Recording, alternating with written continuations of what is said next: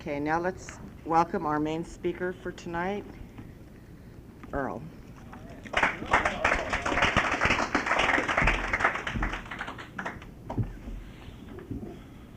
Hi, my name's Earl. I'm an alcoholic.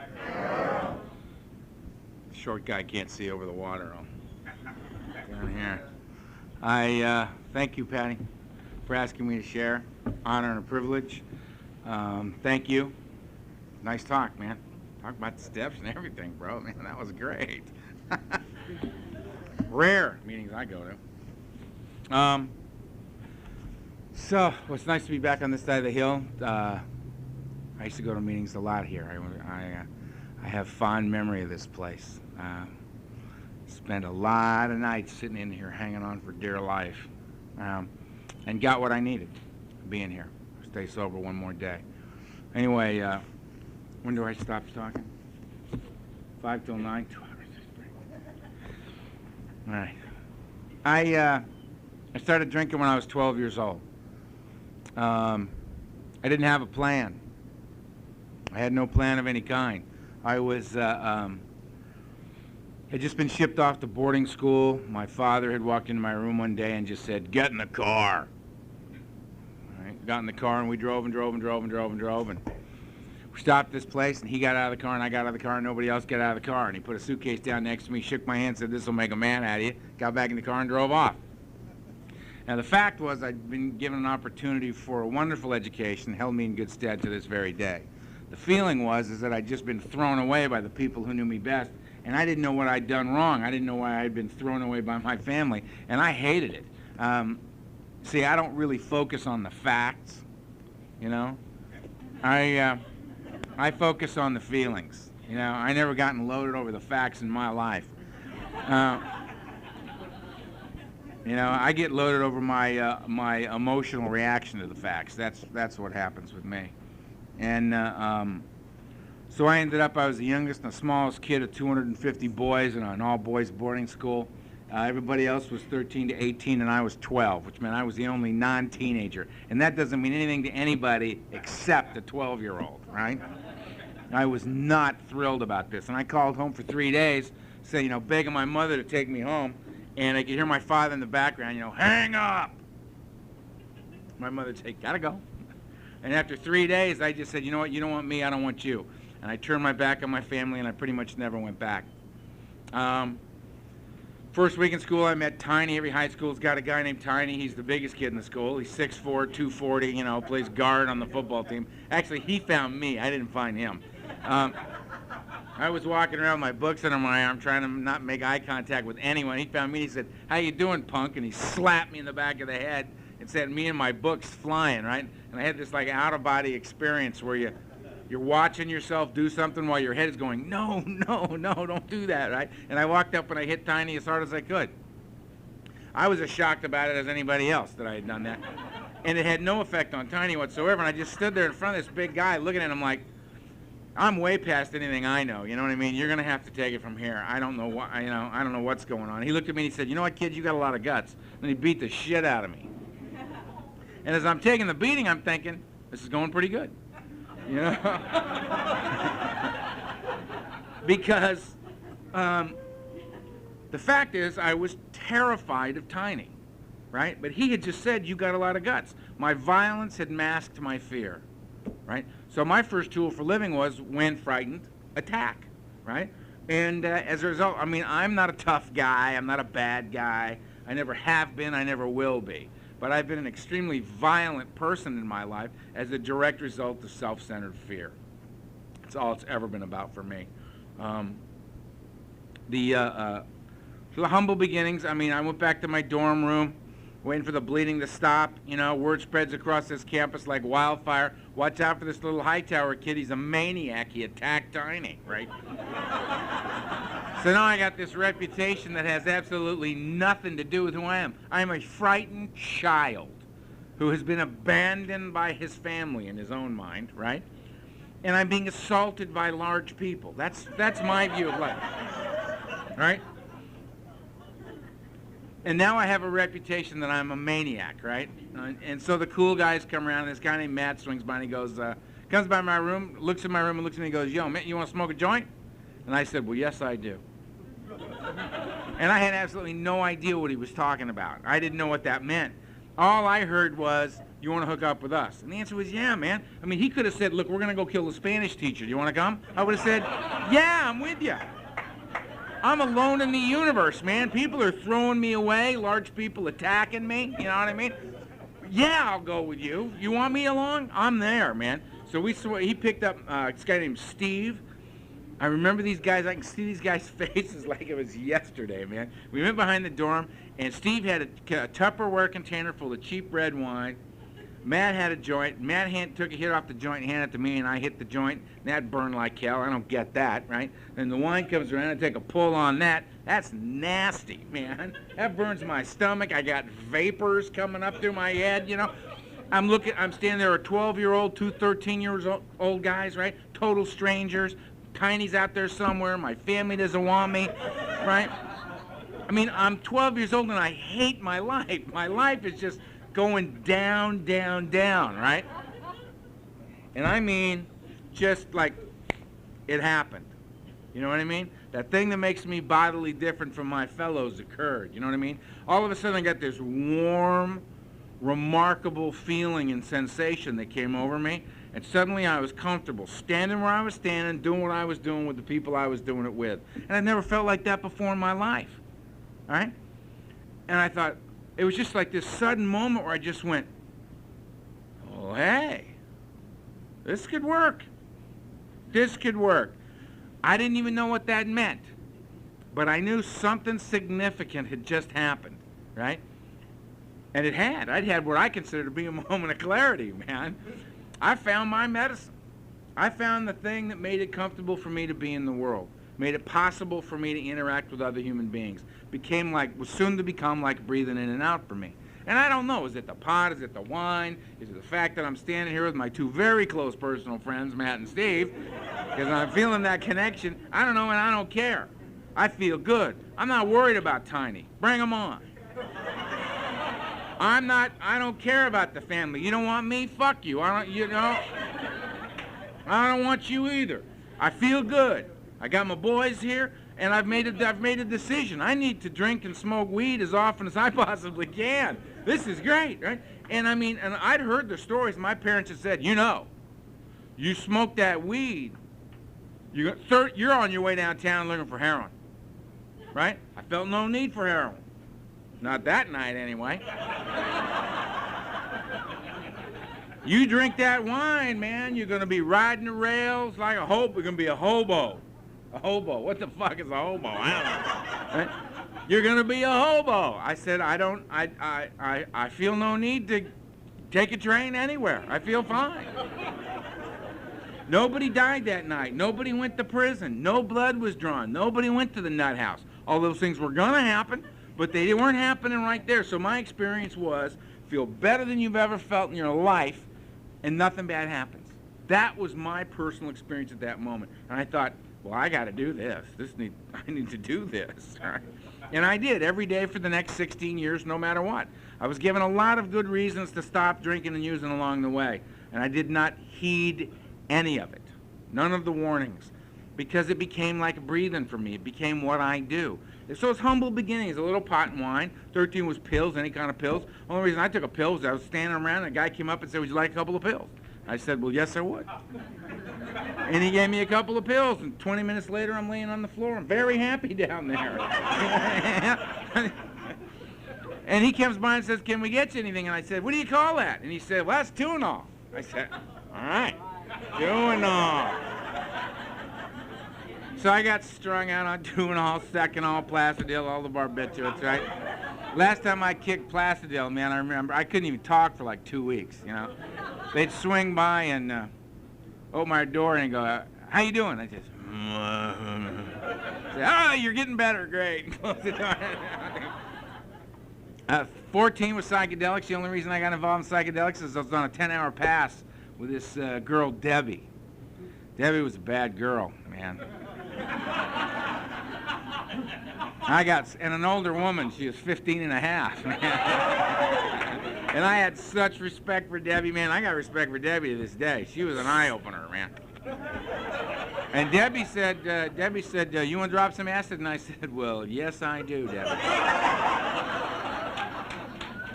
And she spun her lipstick tube up, and on the end of the lipstick was this little tiny pill, right? And I just took it and threw it in my mouth. And she said, Debbie said, did you take that whole thing? I said, well, of course I did. It was a very small pill. It was a little tiny pill. I'm used to these big old horse calves, right? And knocking down these barbiturates, right? And she said, well, that's 3 hits of white lightning. I said, yeah, well, whatever, right? I mean, 2 days later, you know. We went to the supermarket for some reason during that. I mean, to this day, man, going to the supermarket takes a real commitment on my part. I have to have a list. I can't just go to the market. I got to have a list. I got to get these things and get out, because it's just spooky for me. I mean, the lighting and the little rows and everything's like... You ever seen that abandoned cart in the market, you know? I identify with that guy, man. I mean, I understand that just looking around the market, just going, fuck it, I'll come back, man. Way too many decisions to be made in here. It is not an idle task, man. I gotta be like fully prepared for the marketplace. Anyway, 15, I started shooting dope, and the only reason I shot dope was because I was on a boat in Marina Del Rey, and this girl, Cammie, was always with the women, right? Cammie walks up and says, would you like me to stick this in your body? And I said, well, of course I would, Cammie. Cammie hit me, and it was one of those shots where I went,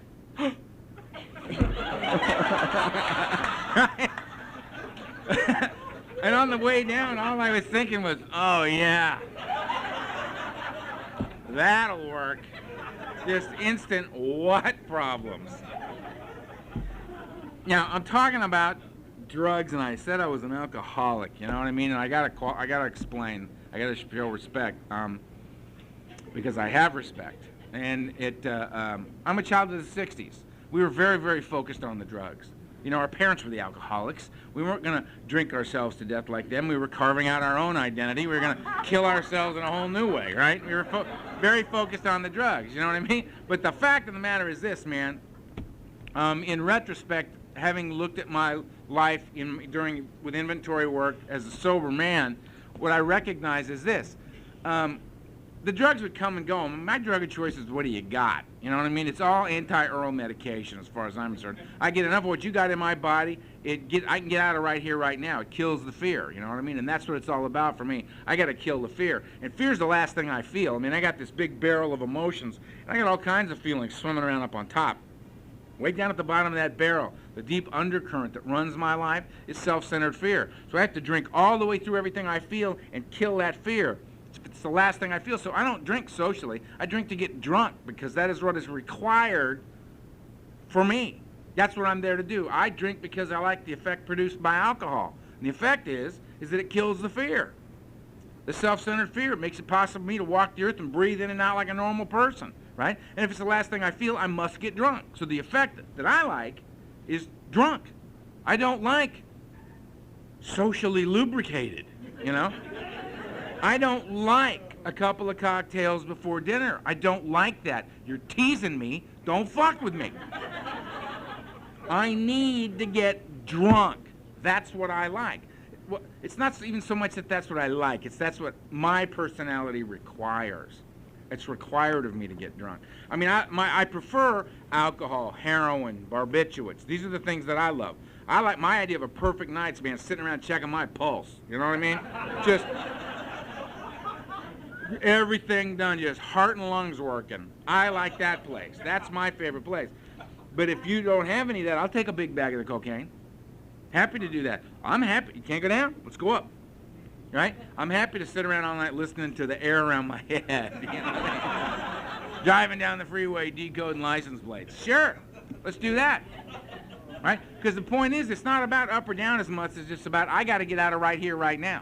Because right here, right now, I'm self-centered and I'm afraid. Right here, right now, I'm restless, I'm irritable, I'm discontented. Right here, right now, I'm comparing my insides to your outsides, and I'm losing every time, right? So I got to get out of here. I mean, that's what it's about. Now, I used drugs because I was a child of the 60s, and that's what we were focused on. But you know what? They would come and go. The only thing that was on the table every single day was alcohol. There was always a bottle on the table for me. And the reason for that is, in my opinion, drugs are completely unreliable. And, you know, I mean, there's no quality control going on out there. You don't know what you got till you get it in your body. You know what I mean? You go get a fifth of Jack Daniels, you know what you got here. This is reliable. All right? So you do so much cocaine, you can't get your mouth open anymore, you know? And it's 7:30 and the party just started and you've completely overshot the mark one more time. Suck a little gin through your teeth, loosen you right up, and you can go on with the party. Count on that gin. Acid a little too spooky tonight? Don't worry about it. Jack will get you back in the comfort zone. Alcohol is reliable. That's the thing that I relied upon from a very early age. I mean, I had a guy refer to me as an alcoholic when I was 16. And I just took it right in stride. It's like, what's your point, man? You know? Of course I'm an alcoholic. And I'm fine with it. I'm a drug addict too. So? It's what I do. I didn't choose my life. I didn't pick the path. It's so clearly this because if my choices here are, if you call me an alcoholic, if I say no, then I have to stop, then the answer is yes. Because I'm not stopping. If for me to continue to drink requires me to identify as an alcoholic, to say, yep, that's what I am, then fine, that's what I am. Because I'm not stopping. 16, I went to my first mental institution. That went well. Oh, right? 3 months of observation, a year of rehabilitation, signing me up for shock therapy, right? I mean, I got real compliant right about there. Like, what did you want to know? You know, I'll be happy to tell you. Just keep that little triangle over there. You're putting that in my mouth. Nut house a couple of times, escaped from the nut house a second time, bells going, whistles going, guys chasing me, you know, I'm flying across the lawn, right, trying to escape. I made it, I escaped. And at the time, I'm like 16, 17 years old, I'm a high school dropout. I'm an alcoholic, I'm a drug addict. I'm at any moment, hopefully, an escaped mental patient. This is like my resume, you know? And I'm thinking if I make the fence, I don't have any problems because I'll be loaded in 20 minutes because that's what I do, you know? I mean, there's a saying they got around where they tell people, they tell newcomers, they say, you know what, just don't drink or use no matter what. Yeah, okay. That doesn't work real well for me because, you see, I'm the exact flip side of that coin. I drink and use no matter what. I drink and use no matter what. Given a good reason, I don't stop. That's the difference between me and the problem drinker. Problem drinker, you give them a good reason to stop, they can make a decision. Well, the heat's a little hot. It's getting a little hot for me here, so I'm going to stop drinking and driving. And they make that decision. They can actually follow through on it. Not me. I can say, I'm not drinking anymore. And I forget that. I seem to just forget that I made that commitment like 5 minutes later. You know? And I'm drinking again. I can't do that. I cannot, you know, chapter 3 more about alcoholism. I mean, they talk about the things that I identify with all of that, all the different things that we do to try to control it, try to get it in line, the solemn oaths, the pledges, right? I mean, and I just blew right through all that stuff. When I was 20, I got diagnosed with malignant cancer. Flew back to LA. I was living up north. I'd become a drug dealer. I was living up north. I was going to college. I'm studying marketing, production, distribution. I'm applying it to my business. Business is booming, right? I got no problem being a drug dealer because I have no sense of family. I haven't been a part of a family since I was 12. I have no sense of community. I'm not connected to another human being on the face of the earth and haven't been since I was a teenager, right? So, I mean, I have no morals or ethics of any kind. I'm just this loose cannon out there trying to find a way to be in the world and trying to drink and use and stay in that middle ground where I can live my life, have some fun, drink and use so that I can breathe in and out and not end up in prison. I'm just trying to stay in that middle ground, right? I got malignant cancer. They flew me back to LA. They said I was going to die. They did major surgery on my upper back. They put me in the nuclear medicine program. I remember when they told me that you may die, I remember looking at them and thinking, you don't even know who you're talking to. You know what I mean? The way I'm using that comes up like twice a week, you know? This is not alarming me, you know what I mean, that I may die from the cancer thing. So now I'm a long-term cancer survivor. 21, my mother called me and said, look, your 22nd birthday is coming up. We haven't been anywhere as a family in 10 years. We'll go anywhere you want to go. Let's just go as a family. And I said, fine. All right. And I flew back to L.A. And we took off the flight of Guadalajara, and on the way there, the plane crashed. And my mother, my father, my little sister all died in the crash, and I didn't. And I woke up on this mountain in Mexico, and my skull was fractured, and my back was broken in 3 places. I crushed my arm and my leg. I was paralyzed from the waist down. I had a lot of internal injuries. I had metal sticking through me from the thing. I was in bad shape, and I was awake. And my mother was laying right over there, my little sister Kimberly was right over there, and my father was laying right over there. And the only thing I could move was my right arm, and I couldn't get to any of them to help them. So I just laid there and watched them all bleed to death in front of me. And I had this little chat with God, and I said, you know what, any God that would take a kind, gentle, loving little creature like my little sister Kimberly and leave a lying, cheating, thieving, dope fiend, alcoholic like me on the planet, I have no use for a God of this type, and I renounced God. And then some guys came up and they scavenged the plane wreck, and they took what they could get out of the wreck, and they went back down the mountain and left me up there to die. So I had no more love for you either. I was out of the game. I'd never been any good at this thing called life. I'd never been any good at getting to know you or being friends or being a part of. I just wasn't interested. You know what I mean? I was afraid of everything and everybody, and drinking and using is how I even things up. I wasn't the kind of guy that wanted to know about your day. I don't give a shit about your day. You know, and for God's sakes, don't tell me your problems, okay? I want to hear your problems, right? You got sex, alcohol, drugs, money, information on how I can get any or all of the above? Talk to me. You don't? Next. I got no interest in getting to know you. Why the hell would I want to get to know you? My family knew me better than anybody else in the world. They threw me away. Why the hell would I want to get to know you? I was so isolated in alcoholism, it was unbelievable. Finally, they came up and got me down off the mountain. They took me and my mother and put us in a truck and drove us to a Mexican aid station. They tagged her dead. They tagged me dead. They sat there waiting for me to die. I didn't die. They finally took me to the hospital. They found out who I was. That brought the Federales. The Federales wanted to know what I was doing back in Mexico, which is another story we don't need to get into here. I spent 3.5 days getting nothing for pain, being interrogated by the Federales through an interpreter. Finally called a buddy of mine in Northern California who called the family in Mexico City who flew in the plane. They plastered me from the neck down, smuggled me out of Mexico. I ended up in St. John's Hospital in Santa Monica for a long time. I'd been in the intensive psychotherapeutic lock ward at 16 in the hospital. Now I was back for another visit. Oh, I had my cancer surgery there, and now I was back as a plane crash victim. I mean, they were getting to know me over there. And they were giving me maximum doses of Demerol every 3 hours around the clock, and thought I might have be blind in this eye, have a withered left hand, and may or may not walk. And I remember looking at him again and thinking, you don't even know who you're talking to. And I got a special brace made. I got a guy in, and we did this and we did that, and then I finally got myself out of there. And I went on my last run, and it lasted for 6 years. And you got to understand, when I say I went on a run for 6 years, I mean I had no anchors of any kind to slow me down. I didn't have a family I was keeping it together for. I had pictures in my head I knew I couldn't live with, and I was running from those. I was an angry, hostile, insane alcoholic at that point. I didn't have a job or a career. I didn't have any plans. You know what I mean? There was no love in my life. I mean, there was no friendships. There was nothing in my life to hold me in check. I was just gunning out there, using. I got sober 3 different occasions, and they were for 72 hours each in a little bootleg sanitarium in Hollywood where you go in and you give them 150 cash.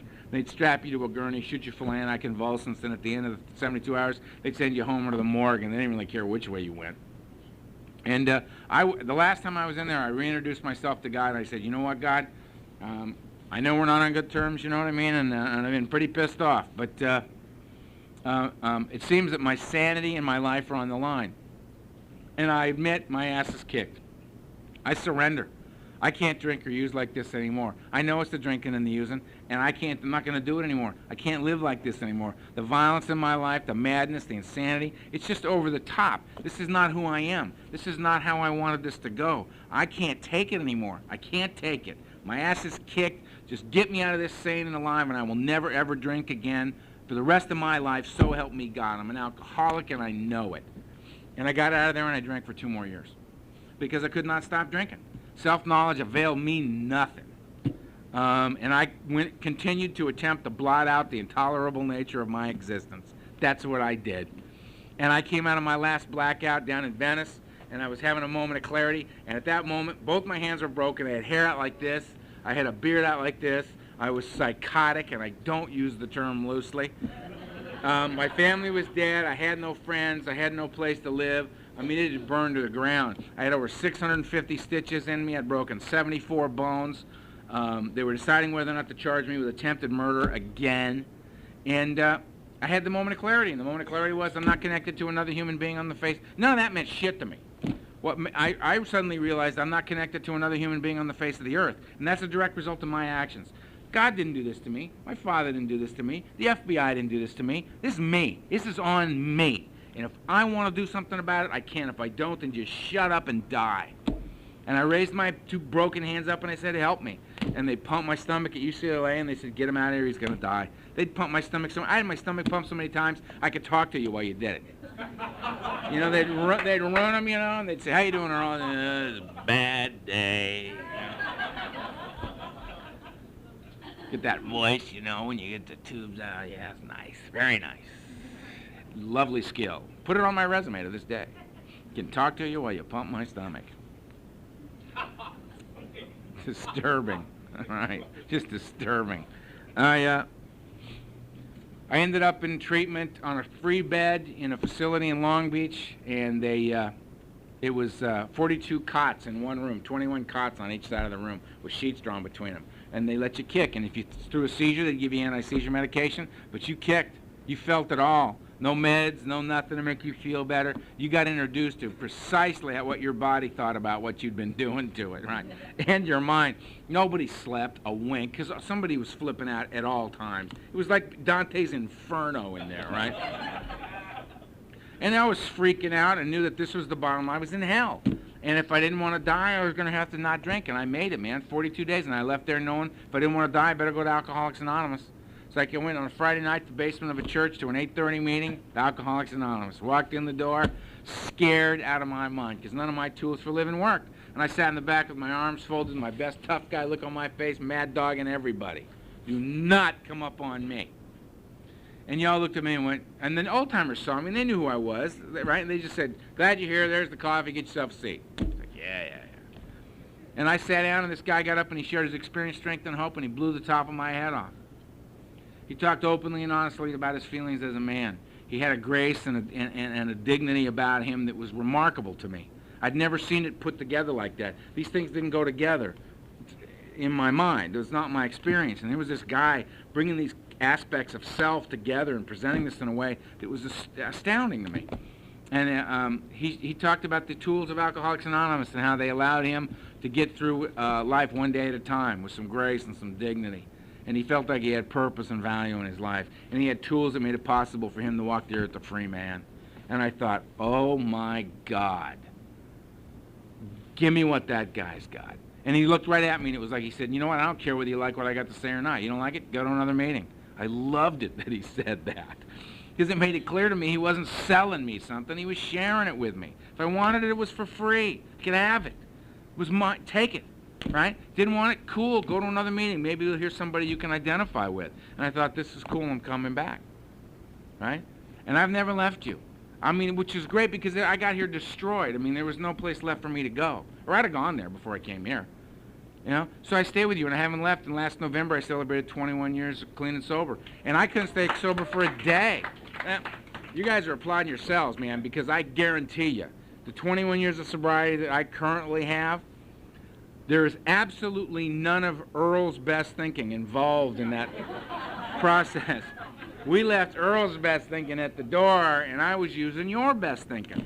I was using the thinking of the... I mean, if you think about it, it makes sense. My best thinking didn't get me to Alcoholics Anonymous. It almost kept me from ever getting here at all.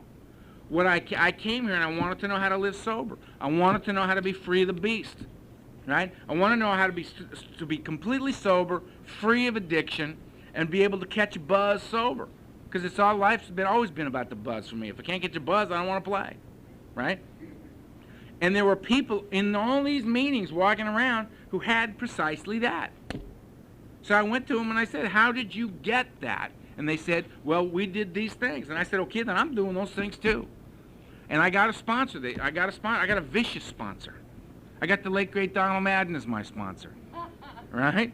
And he told me, you don't have to like what I tell you, Earl, and you don't have to think it's a good idea, you just have to do it. I thought, well, that's fair, right? So I did what he told me to do. I'd tell him when I thought it was stupid and irrelevant, and I did it anyway. And it worked. It always worked. The guy never lied to me, and I was with him longer than I was with my parents. He was probably the single most important person in my entire life to this point. I was with him almost 14 years up until the day he died. I mean, he was an amazing, remarkable man. I love him for the rest of my life. And I got a big book. And I started following the people around that I had avoided as a newcomer. You know, the guys that talk about the book and the steps and all that stuff, right? I always avoided those guys. Just like, yeah, let's not get carried away, all right? Going to the meetings, I'm cleaning up the rooms, I'm making coffee, just lighting up, all right? With this inner journey you guys have got, okay? Trying to make it out here. And that got a little squirrely, so I went to this old timer and I said, what's up, man? I mean, 5 to 7 meetings a week I'm doing. I'm talking to my sponsor on a daily basis. I'm speaking when asked. I'm sponsoring guys. I got 6.5 years clean, right? You know, I'm doing everything. I'm like Mr. Little AA boy, running around the West Side, right, doing this thing. And I'm getting squirrelier by the day. What's up? And he looked at me. The guy was great, man. This guy was great. Looked at me and said, kid, saw you come in. If you don't get a program, you're going to die. Get away from me. I said, dude, I just ran down the meetings, the commitments, the sponsorship, the sponsoring, the speaking, the thing I'm doing, everything. What do you mean? He goes, kid, it's the fellowship, vital to your recovery. Glad you're doing all those things. Program, however, is found in the big book. Hope you get one and read it, because clearly your life depends upon it. Get away from me. I said, all right, you old fucker, right? Huh? I got a book, and my friend got a book, and we started following the book-thumping guys around, and we got the tapes, Joe and Charlie, the big book comes alive, right? We're reading this stuff, and we're doing this stuff, and we're going to workshops. We're looking at each other and going, can you believe this, man? We're doing, like, extra work. We're like going, you know? We're not just going to class, we're going to extra stuff, you know? We're doing all this stuff, and we're learning all this stuff, and I mean, we're doing it, and I'm looking at the book, and the book was amazing. It was like a circle with a triangle in front. Found something out I didn't know. That's an ancient spiritual symbol. Stands for mind, body, and spirit, brought together as a whole human being. And therein lies the balance I sought my whole life and never had, drunk or sober, right? AA adopted the symbol unity, service, and recovery. It's the same stuff. Unity's the body, I bring it here. I couldn't get sober, but we seem to be able to. Recovery's of the mind, the greater aspect of my disease. I got to find a way to get comfortable sober. And the only way a guy like me will ever be comfortable sober is if I can get relieved of the obsessive thinking. I cannot walk around every day of my life fighting off that beast that's whispering in my ear, who's telling me everything's cool. It's all right, it's cool. I don't feel like going to a meeting. That's okay, Earl. You do not need to go to this meeting. It's just one meeting. And then pretty soon, I mean, I've just slowly separated myself from you enough that I'm sweeping up Ohio Street. And the beast whispering, man, it just says, you know, Earl, terrible day, you're having a terrible day. People treating you like shit all day long, and I don't know why, because you're just a good guy. You're a very good guy. You know, and I love you. You know I love you. I've always been here for you. I've never left you. Right? I don't know what it is. It's a terrible thing, and I can see that you're very stressed out about it, Earl, and I believe that stress is medically not indicated. I think it's very, very bad to be stressed out like the way you are. I think here's what we need to do. Look, let's just have a couple of drinks now. Don't overreact. Just a couple of drinks, just you and me. We'll unwind this internal spring, right? And we'll talk you through this because I'm here for you, Earl. I love you. I'm going to help you through this. And you know what? And then and you know what? Let's just keep this between you and me. You don't have to tell anybody. We'll go have a couple of drinks. We'll sort this out. We'll be right back into tomorrow morning's meeting. We'll be there at 7:30. We'll even help them clean it up. It's going to be all right. And I'm thinking, well, yeah, you know. And then I drink, activate the physical phenomenon of craving, and the beast is back in charge, man, running the show. Because I have just lost the power to choose. That brain that I was figuring all this out with, that's gone, man. I've had the other psychic change, right? I've gone back to the beast, and the beast is going to run the show, and I can't tell you how much I'm going to drink or when I'm going to stop. I can't tell you, because that's the way it is for me, right? So I have to be relieved of that obsessive thinking. So the unity is the body, I bring it here. Recoveries of the mind, I got to be relieved of that. I got to be free of the beast. Work the 12 steps, that's what they're for. Step 1, what's the problem? Lack of power is my dilemma. Step 2 is the solution, that a power greater than myself could restore me to sanity, soundness of mind, relieve me of the obsession to drink. I better make a decision to do something about that information, because if I don't, I'm dead. So I get down on my knees and I turn my will and my life over to the care of a God I may or may not understand. I have a God in my life that I don't understand. I see evidence of his work on a daily basis in my life. I do not believe it is required for me to understand the infinite. I do not think it's possible. I've done 650 acid trips, man, and I just can't seem to get my head all the way around infinity. So, I leave all that in God's hands, and I go on about my life, right? Having had a spiritual awakening is the result of working the steps, right? 4 and 5 is God, is me. 6 and 7 is God. 8 and 9 is you. Nobody else to play with. Swallow large chunks of truth about myself in 4 and 5, but state them clearly before God to another human being. 6 and 7, back up with God. Ask God to remove the defects of character, because I'll remove the wrong stuff. 8 and 9, hook it back up with you. I'm very, very sorry. Here's your money. Back in the house. No big, spiritual quest, what a bitchin' guy I am. Just take care of business. I've learned that people did not want my money. They wanted their money. You know what I mean? They wanted their money back. So I paid them their money back. It took me about 9 years. But every time I thought about paying somebody back or not paying them back, I just asked myself one question. How free do you want to be? How big a buzz you after, Earl? You were a pig out there. You wanted the biggest buzz available. So if the way to the buzz in here is through prayer and meditation, through service work, through staying clean and sober, by practicing the principles, wrestling with the concepts that are afoot in this program, paying people back what you owe them, taking these actions, admitting your wrongs promptly. If that's what it's going to take to get me to the buzz, then I'm going to do them. Right? So 6 and 7, hook it back up with God. 8 and 9, hook it back up with you to make a man's means to change. So, I'm very sorry I stole your car. I estimate the value of the car at $10,000 at the time of the theft. If that's acceptable to you, here is a check, and I will pay you monthly until that amount is paid off. And I will not go steal Nasser's car and sell it to pay you for the car I stole from you. I'm out of the car theft thing, right? That's the way it's got to be, right? I got to change, so I change.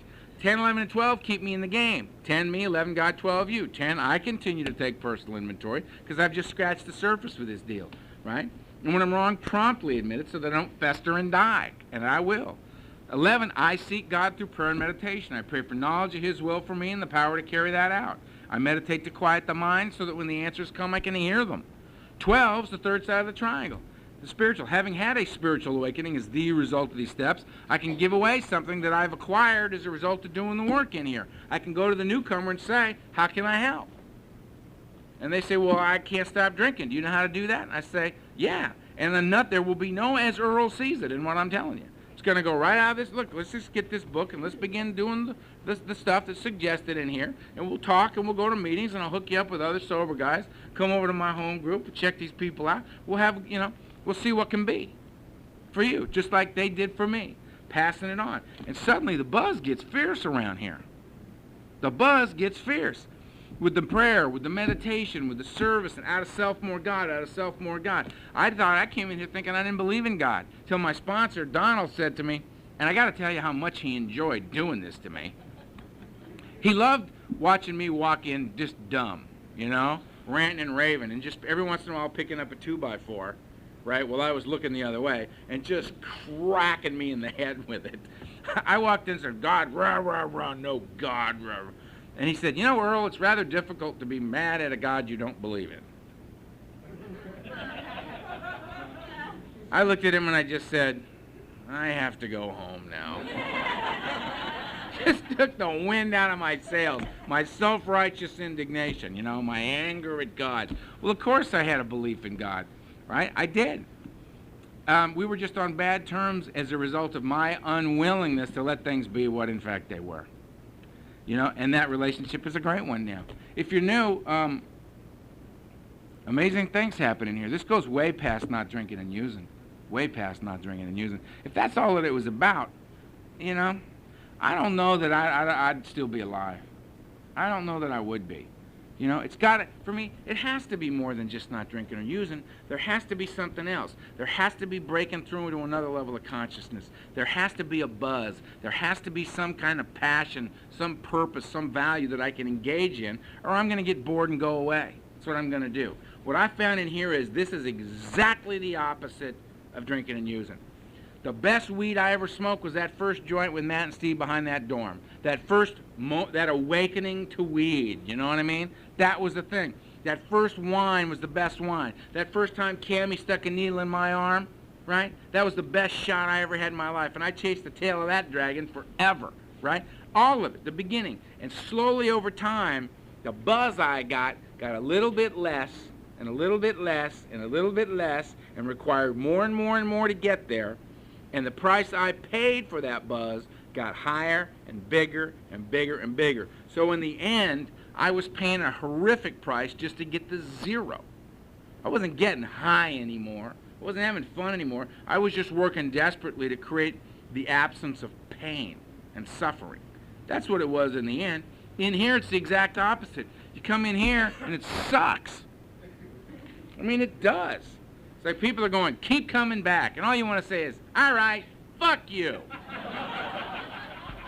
With that keep coming back. Thanks for, oh yeah, turn it over, thank you. I personally don't understand the deep spiritual significance of just turn it over. Would you mind expanding on that for me a little bit, right? And I hope if you're new, you do that. I never did. I was just terrified by these people who'd come up and say, keep coming back, kid, one day at a time. I'm thinking to myself, yeah, that's going to help a lot about 4 a.m. when I'm just losing my mind, right? I keep coming back. What the hell does that mean? Ask them. What's the deep spiritual significance of turn it over? If they're honest where I got sober, if they're honest, about 75% of them are going to say, well, you know, I don't know what it means either. They said it to me when I came in. I'm just saying it to you. Yeah. Maybe there's a guy over there that reads the big book. Let's ask him. Maybe he knows. What the hell am I talking about? I don't know. I mean, in here, it's tough in the beginning. That's why I have more respect for a 30-day chip than any other event that occurs in AA. I think that that's absolutely a remarkable thing, to get a 30-day chip. I have so much respect for that. The longer I stay sober, the more respect I have for it. I think it's amazing. Because you haven't begun to really grapple with the tools. Really, it's the fear of the beast out there that's got you the 30 days. It's fueled you that far. But if you're working with a sponsor, you're busting into that book, and you're starting to wrestle with the concepts that are afoot in there, you're trying to work through the steps, you're doing the best of your ability, then you're engaged, you're in it, you're doing it. Nobody in here does it perfectly. Progress rather than perfection is what we focus on. And it's just the willingness to move forward, the willingness to be exposed to new ideas and new ways of looking at things. That's what works. And what ends up happening is that the longer you stay, right, if you do this stuff on a daily basis, what's happened for me is it's gotten easier and easier and easier to stay here. And the buzz I get's getting bigger and bigger and bigger. What that tells me is that if I continue to do this, I got a bigger buzz ahead. And it's all about that for me, man, so I'm sticking around because I want that buzz. I found out about a book study these old dudes have got over here in the valley. You got to be 25 years sober to go. Now I'll be 22 this year. I need to know what they're talking about. I want to know what I'm convinced, man, those guys all like show up at this house very nonchalantly. They all got, real dark Ray-Bans on, you know what I mean? And they show up at this house, right? And they all get in there and they close the blinds and the doors and they lock the doors and they all sit down and they take their sunglasses off and they just got like light beams shooting out of their head. You know what I mean? They're so evolved. I was like, I want in that, man. I want that buzz. I want to know how those guys are looking out of their skull. I want to know peace on a much more profound level. I want to feel love on a deeper level. I want to understand friendship on a level that is currently unavailable to me. I want to understand. There's more to this, and I want it, man. I was a pig then, and I'm a pig now. And the cool thing about AA is that it is about a lot more than not just drinking and using. It is a design for living. It is a metaphysical, spiritual path that is probably right now, if you scour the earth and look at it, this is probably the most profound spiritual movement on the planet today. There were a bunch of scientists that got together years ago. They were looking at the contributions of different countries.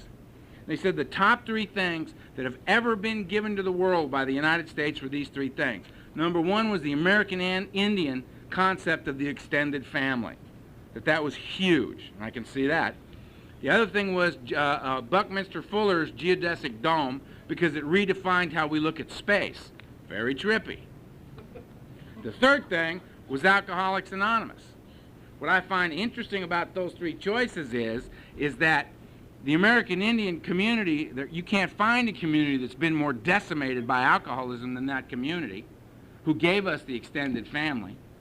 Buckminster Fuller, I'm not breaking his anonymity, but Bucky died with a great deal of sobriety. He was a member of our fellowship, and he's the one who came up with redefined how we look at space. Leave it to an alcoholic. And then AA. So you can see our involvement it's pretty far-reaching, and right? And all I got to do to be a member of this amazing thing is I got to trust God, clean house, and help others. I was in Texas speaking at a conference a couple of weeks ago, and I ran into this guy, Cersei, who I've seen around a lot of times. Cersei's 92 years old. He's been married to the same woman for 68 years, and he's got 56 years sober, right? And he and Bill Wilson were personal friends. And he used to talk to Bill about Abby, because Abby died with 2.5 years sober, by the way.